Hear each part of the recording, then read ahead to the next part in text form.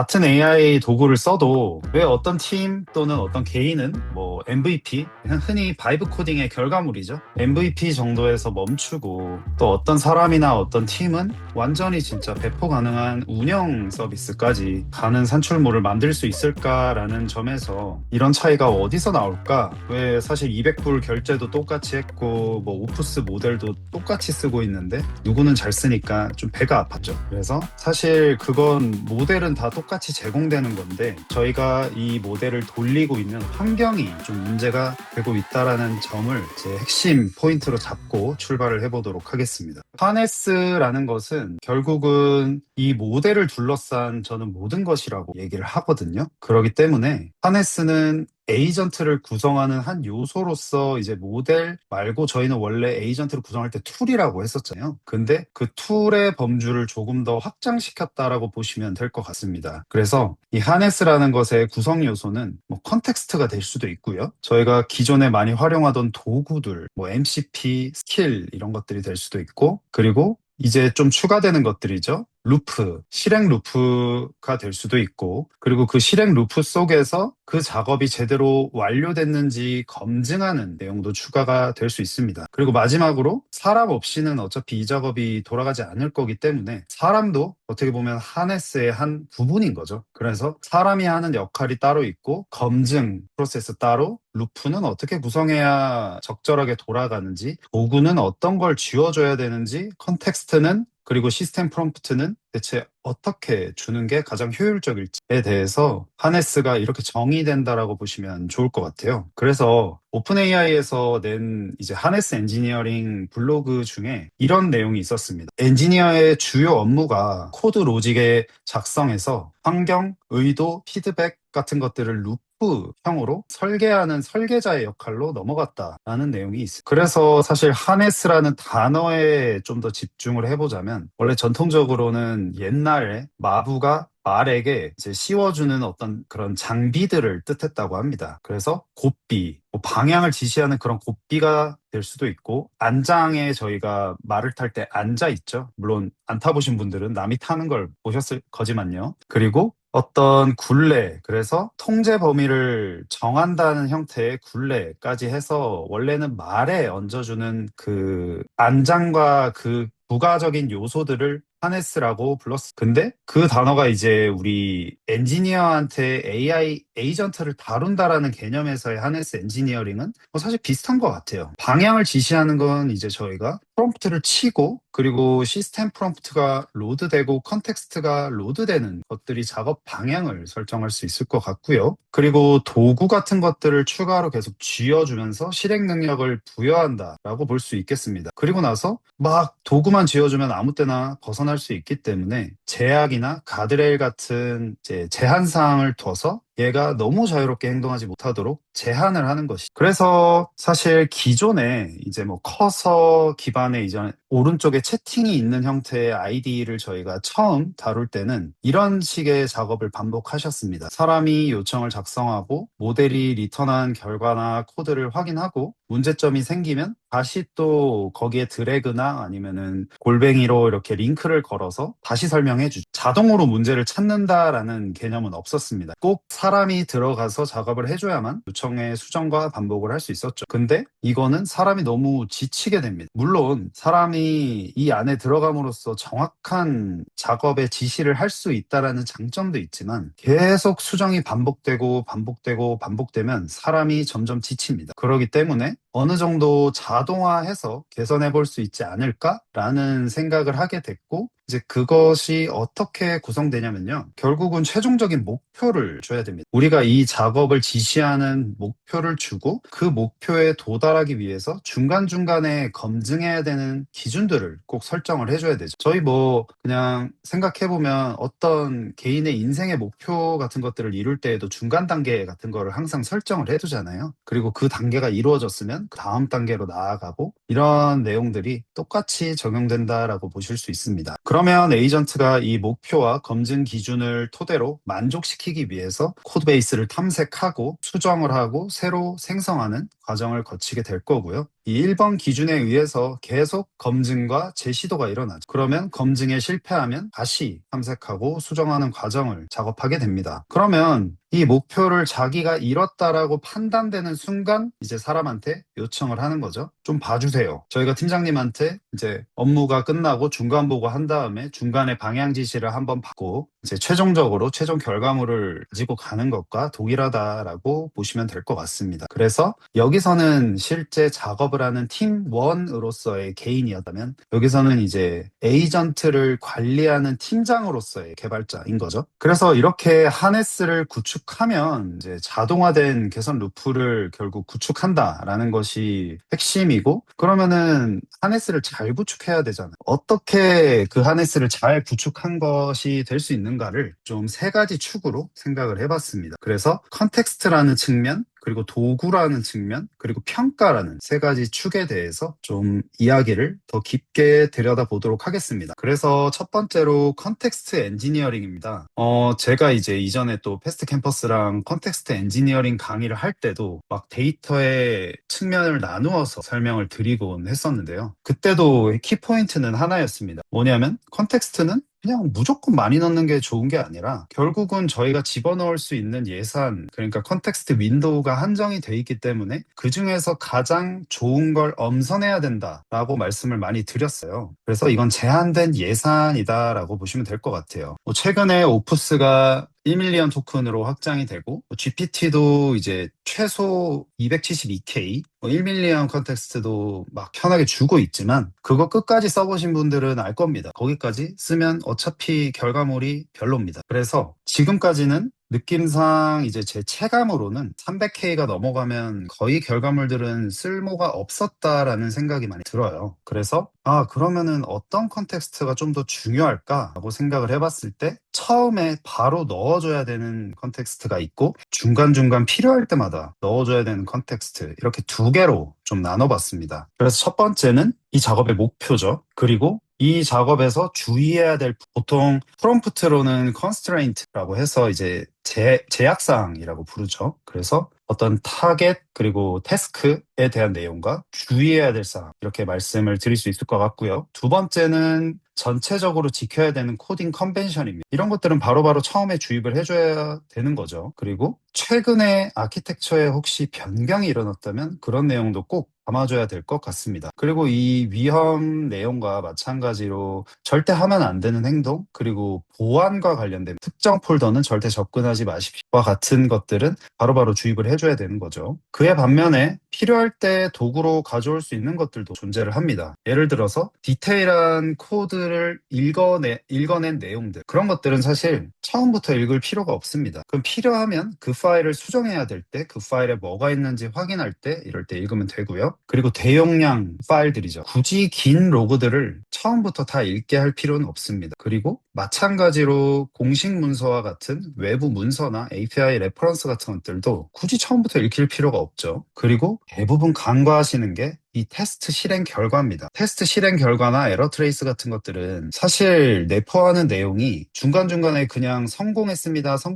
이런 내용만 남아있고 실패는 여기서 실패했어요 라는 내용밖에 안 남아있어요. 그러다 보니까 사실 쓸데없는 컨텍스트를 되게 많이 차지합니다. 그래서 이런 테스트 실행 결과 같은 것들은 굳이 필요하지 않으면 가져오지 않아도 되는 거죠. 그래서 아까 말씀드렸던 이런 컨텍스트가 정말 과도하게 들어가서 헷갈리는, 모델이 잘못된 답변을 내는 현상을 컨텍스트 랏이라고 부르는데요. 토큰이 늘어나면 정확도가 점점 떨어집니다. 왜냐면 이거는 그냥 단순하게 생각하셔도 이론적으로 그럴 수밖에 없는 구성이 트랜스포머 구조로 되어 있습니다. 왜냐면 트랜스포머 구조가 오토 리그레시브하게, 그러니까 재귀적으로 계속 들어가는 구조기 때문에 문장이 늘어나면 늘어날수록 연산해야 되는 양이 한없이 늘어나는 거죠. 그러다 보면 길어지면 길어질수록 연산량은 많아지고 연산량이 많아진다는 건 오류의 확률이 점점 높아진다라는 거죠. 그렇기 때문에 뭐 코덱스나 클러드 코드 같은 것들은 95% 정도의 컨텍스트가 차면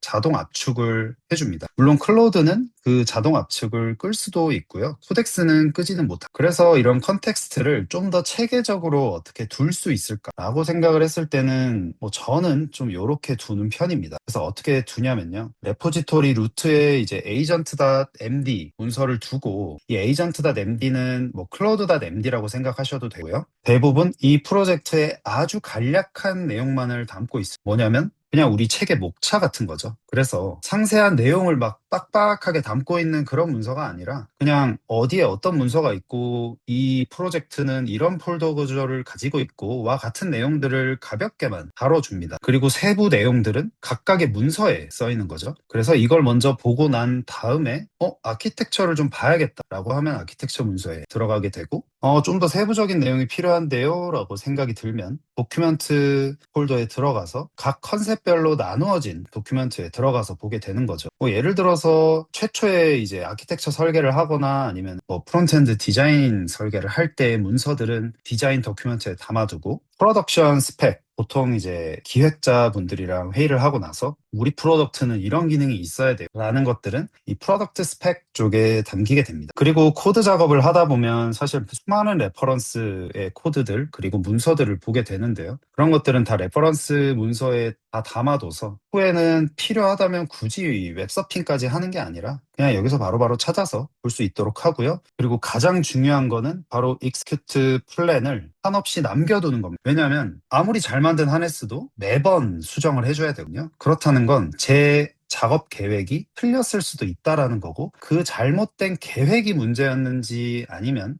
계획은 잘 됐는데 중간에 판단을 잘못해서 결과물이 잘못됐는지 나중에 회고를 해야 되기 때문에 그런 측면에서 이 실행 계획 문서를 꼭 남기고 있어요. 왜냐하면 결과물은 어차피 코드니까 GitHub에 커밋이 되잖아요. 하지만 계획은 저희 대화 세션에만 남아있고 이건 어디에도 저장되지 않습니다. 그렇기 때문에 강제로 저장되도록 하는 거죠. 그리고 나서는 뭐 퀄리티 스코어 같은 거는 해도 되고 안 해도 되는 것 같습니다. 사실 LLM이 점수로 만든다는 것 자체가 좀 어느 정도 어불성설이 있기 때문에 이건 이제 코드로 평가된 스코어라고 보시면 될 것 같아요. 그래서 테스트 코드가 80점 이상을 매번 통과를 해야 된다라는 것들이 이제 퀄리티 스코어 같은 데 들어가게 되고요. 마찬가지로 보안 규칙 같은 것도 시큐리티라는 문서로 들어가게 돼. 이 프로젝트 전체를 관장하는 보안 규칙이기 때문이에요. 그래서 이런 기록들을 하위 폴더에 체계적으로 나눠서 넣어줘야 된다라는 것들이 좀 어느 정도 기준이 될 수 있을 것 같고요. 그러다 보면 이 문서들을 차근차근 찾아 들어가는 과정에서 필요할 때만 펼쳐서 읽게 됩니다. 그리고 나서 두 번째는 이제 도구를 세팅하고 그 도구가 실행될 수 있는 주변 환경들을 세팅하는 게 두 번째 키포인트가 될 것 같은데요. 사실 이 인바이러먼트 디자인을 간과하시는 경우가 굉장히 많습니다. 예를 들어서 바이패스 모드로 그냥 설정해놓고 쭉 쓰시는 거죠. 근데 제가 주변에 이제 클로드 코드나 코덱스 궁금하다 세팅 좀 도와달라 하면은 대부분의 분들한테 처음에 절대로 이 바이패스 모드가 있다라는 걸 알려드리질 않습니다. 왜냐면 항상 이 작업이 나의 승인 하에 벌어진다라는 걸 그분이 명시적으로 느끼실 때까지는 그걸 안 알려드려요. 아니면 컴퓨터를 통째로 날려 드시는 경우가 많기 때문에 그렇게 하기보다는 그분이 좀 불편하시겠지만 처음에 한 일주일 정도는 이 승인 기반 루프로 이루어지고 있다는 걸 느끼시게 하기 위해서 이렇게 좀 세팅을 하고 있습니다. 그래서 도구를 세팅할 때도 기본 도구뿐만 아니라 제가 만들어서 쥐어주는 도구 같은 것들이 있을 수 있어요. 예를 들어서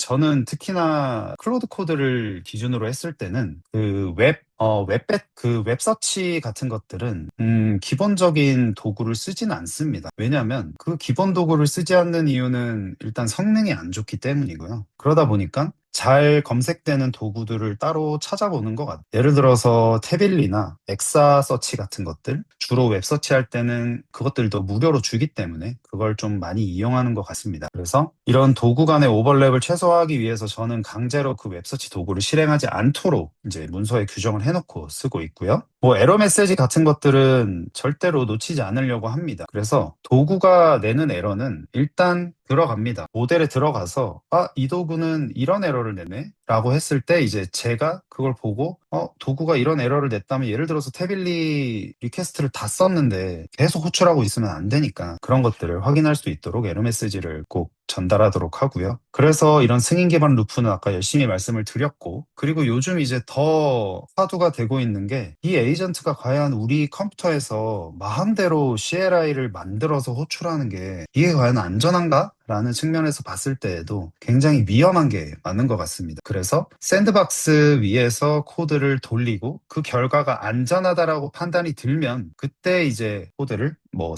파일로 쓰거나 하는 방식으로 동작을 하게끔 할 수도 있습니다. 그래서 요게 좀 재밌었는데요. 엔트로픽에서 낸 글인데 이제 승인 기반 루프에서 10번째 승인 후에는 이제 더 이상 검토도 하지 않는다고 합니다. 그냥 클릭할 뿐이다. 그래서 이번에 사실 큰 사고가 벌어졌죠. 아마 아시는 분들은 아실 겁니다. 한 3일 전에 클로드 코드의 전체 소스 코드가 npm 레포지토리에 올라가는 정말 대형 사고가 일어났고요. 그것 때문에 이제 하네스 깎던 사람들이 갑자기 클로드 코드를 다 뜯어보기 시작했습니다. 그래서 잘 만들어진 하네스는 이런 거구나 라는 어떤 좋은 힌트가 되기도 했지만 사실 엔트로픽 입장에선 정말 뼈아픈 실책이죠. 그리고 나서 세 번째로는 이밸류에이션 드리븐 임프루브먼트를 꼭 하셔야 됩니다. 이 이밸류에이션은 평가입니다. 그래서 절대로 저희 코드 베이스는 느낌으로 개선하는 게 아닙니다. AI와 저희가 대화를 나누면서 코드를 만들라고 하고 얘가 코드를 만들어낸 것이 그래서 과연 잘 짠 것인가? 라고 했을 때는 뭐 느낌적으로 잘 짰을 것 같은데 라고 생각하실 수 있겠지만 그건 틀릴 가능성이 굉장히 높고요. 그렇게 되면 코드가 일관되지 않고 중구난방으로 짜여지는 거죠. 그러다 보니까 항상 평가를 해주셔야 됩니다. 그래서 결과물과 그리고 그 결과물이 나오는 프로세스까지, 과정까지 다 품질을 측정해야 된다라는 거죠. 그래서 이 이밸류에이션도 어떻게 보면 굉장히 중요한 한 구성 요소인데요. 아까 말씀드린 것과 거의 비슷합니다. 그래서 어떤 작업을 어떻게 평가할지를 정의하고 이제 여러 번 실행하게 하죠. 그리고 평가, 채점을 하고요. 그리고 이 실행 과정들 전부를 기록을 해둡니다. 그렇다고 해서 이걸 전체가 다 컨텍스트에 들어가는 건 아니고요. 그리고 나서 최종적으로 결과를 집계하는 거죠. 그래서 이 이밸류에이션에서 여러분들이 좀 아셨으면 하는 부분은 모델은 자기 자신이 낸 결과물을 굉장히 잘 평가하는 그런 편향이 있어요. 그래서 자기 평가의 함정 또는 뭐 자기 편향의 함정 부르는데요. 자기 작업을 자신이 채점하게 되면 에이전트가 작업을 했음에도 굉장히 자신 있게 이 작업 끝냈습니다 라고 칭찬을 해버려요. 예를 들면 이건 언제 발생을 하냐면요. 저희가 코드를 짠 그 세션 내에서 바로 평가를 시키는 거죠. 그게 가장 잘못 쓰시는 부분인데 지금까지 오프스를 이용해서 코드 작업을 쭉 하신 그 세션 내에서 야, 네 작업 네가 평가해봐 라고 하는 거죠. 그러면 편향이 무조건 발생하게 됩니다. 그래서 생각해보면 이 에이전트 하네스의 어떤 권장되는 아키텍처? 이건 그냥 제가 한번 생각을 해본 건데요. 권장되는 아키텍처는 이렇습니다. 유저가 처음에 스펙에 대해서 입력을 해줄 때 난리지 맵 정도만 가볍게 들어가는 겁니다. 그리고 에이전트 하니스 컨트롤. 이 컨트롤하는 부분은 이제 실제로 코드로 정의하게 되는데요. 코드로 이제 루프를 돌리고 라우팅을 어떻게 할지, 그리고 세부 정책은 어떻게 될지와 같은 것들을 이제 정의를 하고, 그리고 툴들은 이제 보통 도구에서 제공하는 경우가 많고, 그리고 제가 커스텀해서 만드는 것들은 뭐 MCP 같은 데 들어갈 것 같은데요. 그게 들어가서 이제 실제로 도구가 동작을 하고 나면 그 도구 동작의 결과로 저희 코드들이 바뀌어 있을 거고 그런 것들을 이제 베리피케이션 또는 이벨이라고 보실 수 있겠는데요. 테스트를 돌리고 그리고 그 테스트를 돌린 결과물들이 린팅 같은 것도 충분히 돼야 될 것 같고요. 그리고 마찬가지로 이제 이 모든 과정에 대해서 모니터링을 하실 수 있어야 됩니다. TDD 얘기를 네, 해주셨는데 비슷하다라는 게 조금 헷갈리실 수 있겠지만 이렇게 생각하시면 될 것 같습니다. 테스트 코드를 만들고 테스트 코드를 완성해서 그러니까 테스트 코드를 만족시키는 코드를 짤 때 계속 루프를 돌잖아요. 네네네. 그래서 그 루프를 돌리는 과정이 이밸류에이션을 하고 계속 지속적으로 개선하는 과정이랑 비슷하다고 보시면 되고요. 그것의 어떤 실질적인 구현이 이밸류에이션이라는 거는 말 그대로 평가잖아요. 어떻게 평가를 할까라고 생각을 했을 때 코드는 단적으로 테스트를 통과하는 것이 평가일 것 같습니다. 네, 그래서 사실 이거는 뭐 좋은 하네스의 설계 원칙은 굉장히 많은 문서들이 좀 얘기를 해주고 있어서 어느 정도 좀 취합을 해봤습니다. 그래서 아주 작은 내용부터 이제 차근차근 개선해 나간다라고 생각해 보시면 될 것 같고요. 그리고 이제 컨텍스트는 계속 말씀드렸다시피 밸류가 높은 컨텍스트를 어떻게 주입할 수 있을까 같은 것들을 고민해 보시면 도움이 많이 될 것 같습니다. 그리고 계속 똑같은 내용을 반복적으로 말씀드리지만 이 검증, 이밸류에이션 루프를 강제로 하네스에 내장을 해서 저희 뭐 클로드 코드나 코덱스 같은 도구가 작업을 끝냈을 때 이벨은 항상 도는 거죠. 그래서 테스트 코드를 다 돌리고 그 작업을 했으면 테스트 코드가 생성이 되고 테스트 코드를 다 통과했는지 여부 같은 것들을 검증할 수 있고 예를 들어서 UI 같은 경우에는 스크린샷이 가장 적절할 것 같습니다. 그리고 이게 사실 가장 많이 놓치는 부분인 것 같은데요. 사실 이 하네스라는 거는 저희의 개발 환경이라고 생각하셔도 돼요. 그러니까 지금 개발하는 중에 계속 바뀌어 나가야 되는 거죠. 그러니까 지금 오늘 이 세팅으로 했다 하더라도 내일도 똑같은 세팅일 필요는 없습니다. 물론 그걸 매일매일 바꾸기는 좀 어렵겠지만 모델이 바뀌면 대부분의 하네스가 불필요해지는 경우가 꽤나 많습니다. 예를 들어서 오프스가 4버전일 때랑 4.5버전일 때랑 4.6버전일 때랑 엔트로픽조차도 이런 도구가 필요 없는데? 라고 하면서 없앤 도구들이 굉장히 많습니다. 이런 것처럼 이런 하네스에 대한 전체적인 설계를 항상 고정되어 있다라고 생각하시기보다는 유연하게 계속 바꿔나가야 되는 것이라고 생각을 하시면 좋을 것 같습니다. 그리고 클로드 코드와 코덱스를 정말 이거는 이제 논쟁이 많을 것 같은데요. 한번 비교를 해보도록 하겠습니다. 그래서 제가 느끼는 클로드 코드와 코덱스의 어떤 적절한 사용처인데요. 클로드 코드는 사실 코드를 작성한다라는 측면에서 가장 강점이 있는 진짜 어떤 페어 프로그래머라는 생각이 듭니다. 근데 이런 프로그래머들의 특징이 있죠. 뭐냐면 티켓이 없으면 작업하지 않는다라는 그런 특징이 있는데요. 그래서 저는 클로드 코드를 그냥 페어 프로그래머라고 표현하는 이유가 코드 작업에는 능하지만 사실 계획이나 그런 부분에선 조금 약하다라고 생각을 하고 있어요. 반대로 코덱스는 GPT 모델이 사실 5.4 버전이 나오면서 그게 좀 더 강해진 것 같은데요. 계획을 작성하고 컨텍스트를 찾아내는 능력이 더 뛰어나졌고요. 그리고 무엇보다도 어떤 작업이 어떤 조건을 만족시켰는지 그런 검증을 하고 제가 생각하지 못한 부분, 클로드가 생각하지 못한 부분 같은 것들을 찾아내는 이런 루프를 컨트롤하는 어떤 오케스트레이션 영역에서 굉장히 강하다라고 저는 느꼈습니다. 그래서 저는 개인적으로는 이제 대부분 요즘 클로드로 계획을 한번 짜고 코덱스가 그 계획을 다시 검토하고 계획을 다시 수정해서 코딩은 다시 클로드가 하는 이런 식으로 작업을 좀 많이 시키는 것 같아요. 그래서 한 장으로 딱 사실 비교를 해보자면 뭐 이렇게 비교를 할 수 있겠지만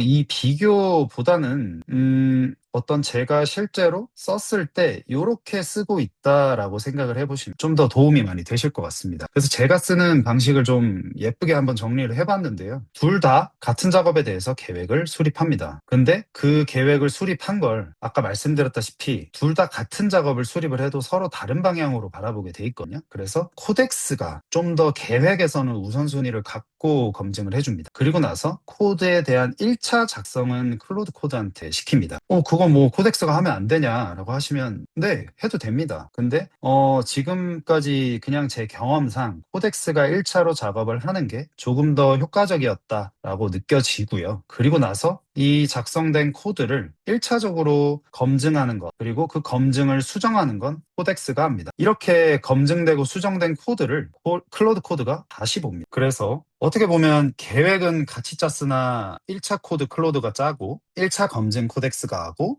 2차 검증은 또 클로드가 하고 마지막은 또다시 코덱스가 합니다. 그래서 PR이 넘어가는 시점에서는 사실 코덱스가 최종 검증을 한다라고 보시면 좋을 것 같아요. 그래서 저는 약간 이런 규칙을 좀 가지고 있는데요. 같은 모델이 만든 것을 또 같은 모델이 검증하지 않게끔 좀 작업을 하고 있습니다. 최대한 교차 검증을 해보려고 하고 있고. 근데 여기서 이제 언급되지 않는 한 친구, 제미나이는 저는 좀 주로 쓰진 않는데 그런 이유가 일단 코드를 작성만 시켜봐도 워낙 능력치가 좀 아쉽게도 많이 떨어집니다. 그러다 보니까 잘 시키지는 않는 편인 것 같아요. 그래서 왜 그럼 뭐 이렇게 토큰 낭비를 하냐, 뭐 이중이나 이렇게 검증을 하냐, 그냥 클로드만 쓰면 안 되냐라고 하면은 아까 말씀드렸던 그런 편향 같은 것들이 충분히 발생할 수 있다라고 생각을 하고요. 사실 교차 검증의 이점 때문에 저는 더 많이 쓰고 있어요. 뭐 클로드랑 GPT랑 당연히 서로 다른 방식으로 학습이 됐을 거기 때문에 서로 다른 방향의 어떤 그런 관점들을 좀 보여주고 있고, 각 비슷한 하네스를 구성했다 하더라도 전혀 다른 결과를 내고 있더라고요. 그러다 보니까 이제 수정자와 검증자를 달리한다라는 측면에서도 굉장히 좀 강점이 있었습니다. 그래서 뭐 대략적으로 다시 한번 정리를 해보자면, 클로드 코드가 작성한 코드를 코덱스 검증하고 한번 수정한 걸 클로드 코드가 다시 검증하고 머지하는 거죠. 네, 클로드 코드 코덱스 플러그인, 네, 안 그래도 오픈 AI에서 최근에 내가지고 정말 감사하게도 제가 MCP로 힘들게 뚫어서 쓰던 거 바로 갖다 버렸습니다. 그래서 클로드 코드에서 행복하게 코덱스를 호출해서 쓰고 있고요. 네, 그래서 사실 이런 클로드 코드와 코덱스를 섞어서 운영하는 그런 측면에서 사실 보자면, 저는 이제 대부분 하이브리드로 운영해서 쓰는, 그리고 제가 지금까지 느꼈던 이 클로드와 코덱스의 어떤 장단점들이 최대한 장점에서 많이 발휘되도록 좀 섞어서 쓰고 있습니다. 이 부분은 사실 하네스를 어떻게 구성했냐에 따라서 우선순위가 코덱스가 되기도 하는 것 같아요. 어떤 거냐면요, 이 클로드 코드가 처음에는 탐색을 되게 잘한다라고 느꼈습니다. 왜냐면 그때는 제가 이제 한참 초반에 쓸 때라서 클로드 코드가 그냥 아무 지시 없이, 아무런 시스템 프롬프트 없이도 이 어떤 제 디렉토리를 막 뒤져나가는 게 되게 신기했거든요. 그러다 보니까 탐색을 되게 잘한다라고 느꼈는데, 최근에 이제 코덱스를 굉장히 딥하게 써보고는 코덱스도 그에 뒤지지 않는구나 라고 생각을 해서 탐색 및 구현은, 탐색하는 과정에서는 둘 다 똑같이 쓰고 있는 것 같고요. 구현은 아까 말씀드린 대로 클로드를 우선으로 하고 있습니다. 그리고 나서는 이제 최종 결과물인 어떤 뭐 계획과 같은 거에서는 이 계획을 보통 이제 스펙으로 많이들 완성하시죠. 그래서 SDD, 뭐 스펙 드리븐 디벨롭먼트라고 부르시기도 하던데, 어떤 이런 계획을 전달하게 됩니다. 그러면 그 계획을 한번 수정하는데요, 이것들이 계속 반복되게 하는데, 여기서 이제 계획을 수정한다는 이 관점에서 보면 사실 사람이 중간중간 개입해야 될 여지가 좀 있습니다. 예를 들어서 굉장히 모호하게 써놓은 계획들이 많아요. 그런 경우에는 꼭 저한테 물어보도록 요청을 해야 됩니다. 그래서 이 구현 계획이 실제로 구현하기에 충분히 제 의도를 담고 있는지를 저한테 역으로 물어보게 하는 거죠. 예를 들어서 간단한 API 서버를 하나 만든다고 해도 제가 생각하는 API의 가장 좋은 어떤 방향과 그냥 모델이 수많은 지식에서 학습한 API의 좋은 구성은 서로 다를 수가 있거든요. 그러다 보니까 저는 제가 원하는 방향이 있는데 그 방향으로 당연히 짜주기를 원하는데, 얘가 그냥 일반적인 방향으로 짠 걸 당연히 만족하지 못하겠죠. 그러다 보니까 제 의도가 계속 담기게끔 저한테 계속 계획을 물어보도록 만들고 있습니다. 그리고 이제 팀 작업 레벨에서 조금 더 올라가 보자면, 저 혼자 코드를 짜는 게 아니라 이 소스 코드는 뭐 저희 팀에 있는 누구라도 볼 수 있어야 되고, 그리고 누구라도 제 코드를 이어받아서 바로 다음 작업을 하실 수 있어야 되거든요. 그런 관점에서는 이제 이런 운영 지식이나 어떤 코딩을 할 때 여러 가지 내용들을 그냥 제 하네스에만 계속 담아두는 게 아니라 이걸 이제 공유 가능한 어떤 아티팩트로 이제 올리는 거죠. 그래서 아까 처음에 설명드린 그런 독스 같은 것들, 그리고 제가 이 기능을 구현하기 위해서 대화를 진행했던 어떤 모든 원본 내역들을 그냥 사실 별로 용량이 크지 않은 문서 파일이니까 바로 전달을 할 수 있는 겁니다. 그래서 저는 좀 이런 규칙을 가지고 팀 내에서 공유를 하고 있어요. 어떤 거냐면 두 가지로 좀 구분을 하는데요. 이제 어떤 규칙을 담당하는 레포를 따로 운영을 하고 있어요. 예를 들면 우리 회사 또는 우리 팀에서 어떤 레포지토리를 만들든 이 규칙은 꼭 지켜야 돼 라는 것들을 특정 레포에 모아두고 그 레포를 이제 기대 서브 모듈로 연결을 해줍니다. 그러면 새로운 프로젝트가 만들어지면 항상 그 기준을 따르게 문서가 바로바로 주입이 되는 거죠. 그리고 클로드 코드와 코덱스가 각각 읽을 수 있도록 뭐 구성하는 건 그렇게 어렵지는 않습니다. 그러고 나서 이제 제가 코딩을 하다 보면은 뭐 여러 가지 스킬들을 만들게 되고, 뭐 예를 들면 아까 말씀드렸던 뭐 REST API를 이렇게 만드는 게 뭐 파이썬에서는 가장 좋았어라는 어떤 베스트 케이스가 나오게 되면 그걸 얼른 스킬로 만들어 가지고 바로 공유를 하는 거죠. 그래서 팀 내 이제 스킬 공유 레포지토리에 푸시를 하는 겁니다. 그래서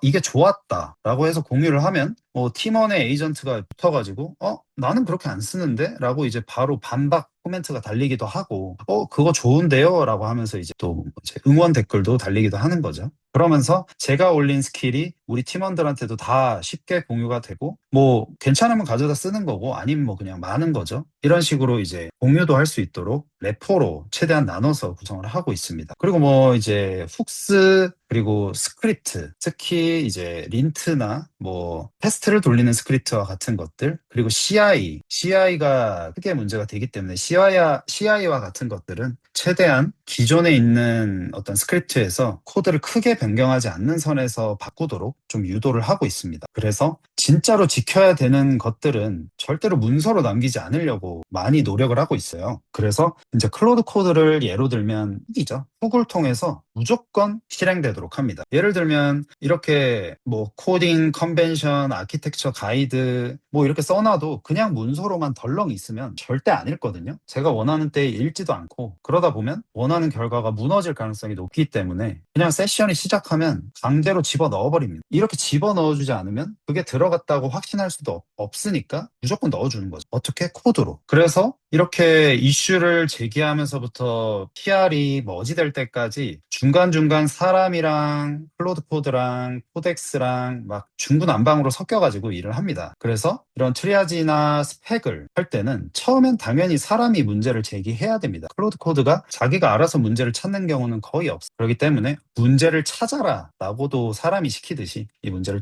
찾아서 이슈 제기를 해야 되고요. 그게 넘어가면 병렬 실행으로 최대한 빠르게 작업을 하길 원하고 그 작업에 대한 검증 같은 것들을 코덱스가 좀 많이 해주도록 파이프라인을 구성을 했고 지겹도록 말씀드리는 이벨 돌리고 나면 다시 또 리뷰하고 머지하는 것을 사람도 꼭 껴서 다 같이 하는 거죠. 그래서 사람이 봤을 땐 이런 관점, 클로드가 봤을 땐 이런 관점, 코덱스가 봤을 땐 또 저런 관점. 그러면 이것들이 다 섞여서 결국은 뭐 최종 결정 사람이 해야 되지만요. 그중에 봤을 때 가장 적절하다 싶은 것들을 선택을 하게 됩니다. 이게 이제 엔트로픽에서 하네스를 구성했을 때 대체 얼마나 효과적이었나라는 내용을 좀 최근에 한 일주일 전인가 이런 글이 올라왔습니다. 그래서 아무런 하네스 없이 명령을 내렸을 때는 9불 정도 썼다고 해요. 그리고 20분 정도 작업이 수행됐고 뭐 전혀 실행되지 않는 그런 결과물이 나왔다고 합니다. 한마디로 이제 쓰레기 같은 결과물이 나온 거죠. 근데 하네스를 잘 구성하고 멀티 에이전트를 활용해서 하네스를 구성했고 그걸 돌렸더니 총 비용은 200불이 나왔지만 6시간 동안 작업을 수행했고 16개의 기능이 만들어졌으며 10개의 스프린트를 정상적으로 돌려서 최종적으로는 게임이 플레이가 됐다라고 합니다. 그래서 이 블로그 글은 가서 보시면은 뭐 이제 게임을 만드는 에디터도 있고 게임을 실행하는 화면도 있고 굉장히 별거 아니지만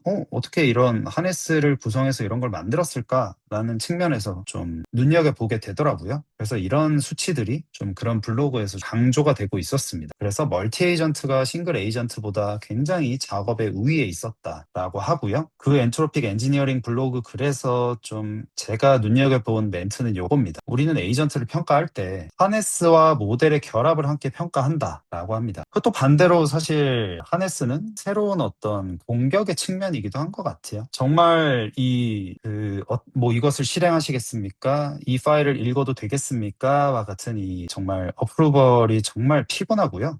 그리고 뭐 도구 오염 공격은 정말 지금도 지속적으로 일어나고 있는 것 같아요. 그래서 MCP 도구를 아무거나 가져다 쓰시면 당연히 안 돼요. 그리고 이거는 너무 많이 일어나서 사실 정말 방어해야 된다라고 생각을 하는데요. 에이전트가 생성한 코드가 전체 방향성에서 계속 벗어나는 현상에서 최초에 잡았던 아키텍처에서 계속 작업이 누적될수록 코드가 점점 이상해지는 거죠. 그러니까 예를 들면 이런 게 있어요. 가장 많이 하는 클로드의 실수 중에는 자기가 어떤 코드를 짰는데 그 코드가 돌아간대요. 근데 보니까 모킹된 코드거나 그냥 하드 코딩된 것 이런 식으로 작업을 그냥 회피하려는 성향이 굉장히 많기 때문에 그것조차도 하네스로 다 막아내야 되는 거예요. 그래서 마지막으로 꼭 드리고 싶은 말씀은 어떤 도구를 쓰시든 간에 꼭 측정하셔야 됩니다. 어떤 걸 측정할지도 고민하셔야 되고요. 측정해야만 평가를 할 수 있고 그리고 평가를 해야 개선이 가능하다고 항상 제 주변에도 많이 말씀을 드리는데요. 우리가 클로드 코드든 코덱스든 뭐 어떤 도구를 쓰셔도 상관없는데 전혀 추적을 하고 있지 않습니다. 측정을 하고 있지 않으세요. 내 대화 세션이 얼마나 잘못됐는지, 어디서 잘못됐는지와 같은 것들을 전혀 측정하지 않으시니까 측정하지 않으면 아무 곳에서도 평가를 할 수 없는 거죠. 왜냐하면 기록이 남아있지 않으니까요. 뭐 저는 그래서 이제 이런 랭퓨즈라고 하는 LLM 옵스 플랫폼을 통해서 이제 사 내에서는 뭐 클로드 코드나 코덱스를 쓴 모든 기록이 여기에 다 모이게 되고 그걸 가지고 주기적으로 평가를 돌리고 이 평가는 이제 어떤 전체 대화 세션에 대한 평가죠. 그래서 너 좀 프롬프트 좀 다시 써야 될 것 같은데 아니면 스킬 뭐 이런 거를 써야 좋지 않았을까와 같은 것들을 서로 이야기를 되게 많이 나누는 것 같습니다. 그래서 네, 요 장표는 공유해 드릴 겁니다. 그래서 마지막으로 꼭 드리고 싶은 말씀은 사실 이 2년 후라는 건 제 짧은 예측이고 이게 더 빨리 올지도 모른다는 생각이 요즘 점점 더 드는 것 같습니다. 이 개발자라는 직함은 이제 코드를 작성하는 사람이 사실 더 이상 아닌 것 같아요. 코드를 작성한다기보다는 이 에이전트를 얼마나 잘 다루는가라는 사람이 될 것 같고요. 이 에이전트가 잘 다루어진다라는 것은 그 사람이 그 환경을 얼마나 잘 설계하느냐, 그 설계를 얼마나 탄탄하게 유지시킬 수 있느냐라는 의미로 좀 해석이 될 수 있을 것 같습니다.